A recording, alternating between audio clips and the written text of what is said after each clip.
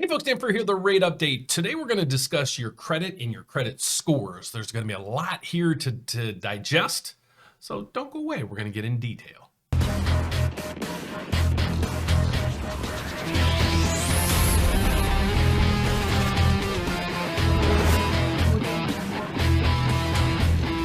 All right, when it comes to credit scores, that's the one thing people freak out about. So I want to basically pull the curtain behind the scenes and show you guys how credit scores affect your mortgage rates, your insurance rates, your car payments, and everything. So let's dissect. Firstly, what are the credit scores? So there's a variation of credit scores. The two biggest ones out there is the FICO and what's called the Vantage, okay? So Vantage scores, let's throw the FICO aside for a second. Vantage scores are this. If you ever use Credit Karma or Credit Sesame or one of those free credit scoring systems, they use what's called a Vantage score. It's truly not a score that any lender uses. It's basically, let's look at it as an educational tool. So you start working on it and your Vantage score is 600 and your goal is to get it up from there. You know, that's now our benchmark and we want our scores to go higher and higher and higher, okay? And you do some other things and you watch your Credit Karma and all that stuff. Great tool, great products. I even created a website. You can check it out. I haven't updated it recently, but it's called creditscoresandmore.com. And I did this several years ago because I had a video go viral on me, and it was regarding credit scores, okay? So that's where we start. So the Vantage score, like Credit Karma and Credit Sesame and all that, good tool, but no lenders use it.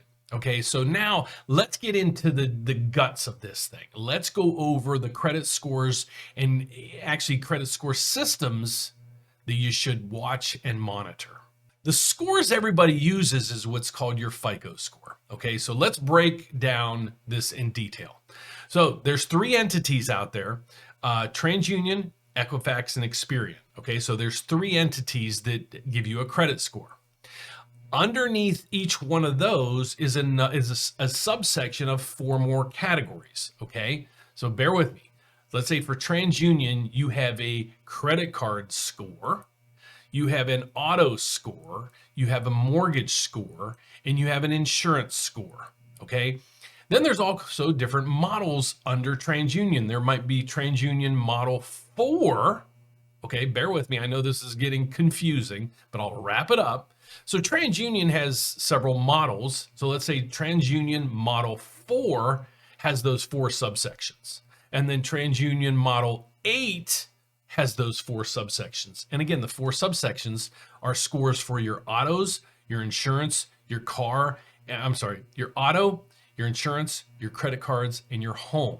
Okay, so you can see there's probably at least 38 to maybe 50 different credit scores. So it's enough to drive you crazy.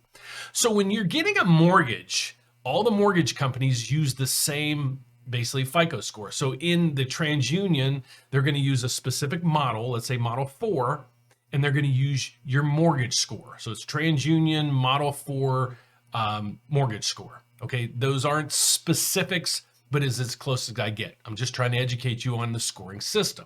All right, then there's Equifax. Equifax, again, has multiple subsections. Might be an Equifax 8, an Equifax 11, an Equifax 13, and such.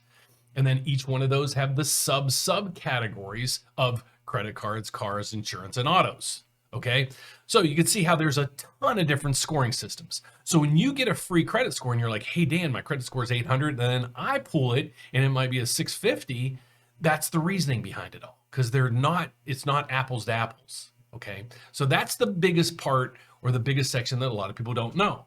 Then next is how we break down these scores. So in that arena, we're looking at this. Let's put them in the buckets, okay? Or test grades, kind of the same thing. So to get an A on your paper, to get an A on the test, you need a 740 credit score or higher, okay? So if you have a 740 credit score or an 810, you're going to get the same rate on a conventional loan or an FHA or VA loan or such. Jumbos is a little bit different, okay? But in this case, we're going to talk conventional, the standard loan programs. So the goal is to strive to get to 740, and then anything there is just a bonus, all right? Under that category, they usually go in 20 scores of 20 in multiples. And let me explain that. 720 to 740 is the next tier. Okay. 700 to 720 is the next tier. And then we're going to go below 700. So let's put them into 4 different buckets. So we have bucket A is 740 and above. Bucket B, and you're going to say, Dan, if 740 is in A, how can it be in B? So let me rephrase that. Bucket A is 740 and above.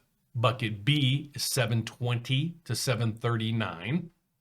Bucket C is 700 to 719.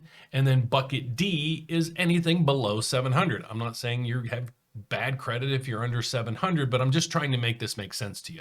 Then you also have those same buckets in the 600 range, down to a 6. You need a 620 to qualify for conventional loans. In many places, you need 620 or more to qualify for FHA and VA, not here. But I'm just giving you the essence of how mortgage or how credit scores work. Okay, so that's basically the gist behind the scenes when it comes to credit cards or credit scores. Now, how do you improve your credit score? Okay, this is where some professionals, I've kissed a lot of frogs in this category, and that's why a couple years ago I created Credit Scores and More, because I worked with several different credit repair companies, and they all do the same thing. The first thing they do is want to charge you a bunch of money, and then they promise you the world. But what they do, number one, is they send out dispute letters. Okay, that used to work years ago. So what happened back then is if an account got a dispute, let's say your Discover card got a dispute letter, they'd have to retract their rating from your credit report for a specific time frame. And then they would, once it went into review, came out of dispute, it would go back on your credit. Well, thousands and thousands and millions of people started filing disputes, and that kind of skewed the system. So now what happens is all that gets done is they post in your Discover account, I'm using that for an example, dispute, okay? However, when you're looking for a mortgage, when you have disputes, you're kind of stuck because we have to get your accounts out of dispute.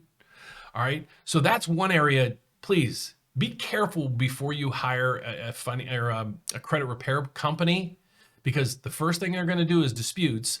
They might fix your credit for about 30 days because some people might retract your data or some realm in there, but it's going to come back. Nothing's going to really be done in that. And a lot of people say, well, if they don't respond within a certain time frame, they have to delete your credit report and so forth.